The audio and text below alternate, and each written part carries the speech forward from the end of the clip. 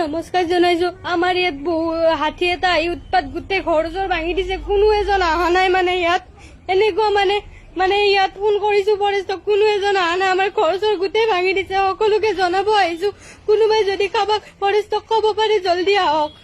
ইয়াতে গোটেই ঘৰ চৰ ভাঙি দিছে, গাড়ী চাড়ী গোটেই উৎপাত। হাতীৰ বনৰীয়া হাতী আহিছে।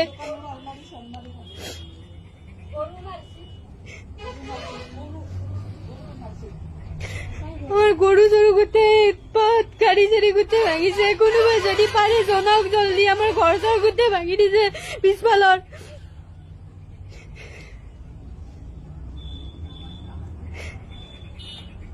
সকলো মানুহ বহুত বিপদত আছে। বনৰীয়া হাতী বহুত উৎপাত কৰি আছে।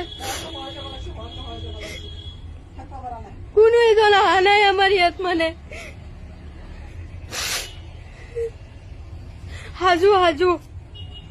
হাজু ইমাৰ হাত দিলে চকত।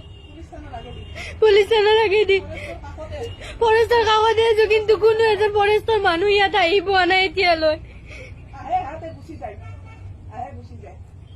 গোটেই উৎপাত কৰিছে। পিছফালে হাতী আহি গোটেই পাইপ চাইপ গোটেই ভাঙি দিছে। আমি কিবা কাৰণত বাচি কিনে ইয়াত আহিছো। হাতী সন্মুখৰে সোমাই কিনে পিছফালত দৰ্জা চৰ্জা গোটেই হেৰি কৰি দিছে।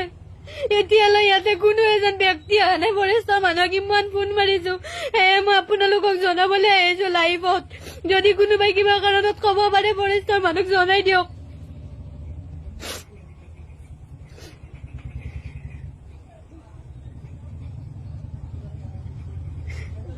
কোনোবাই যদি পাৰে জলদি জলদি জনাই দিয়ক।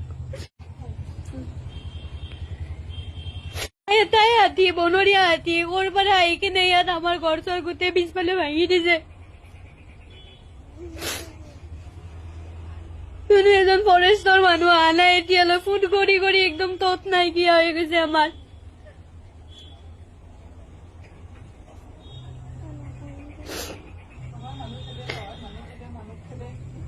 কোনোবা যদি পাৰে জনাই দিয়ক অতি শীঘ্ৰে ফৰেষ্টৰ মানুহক।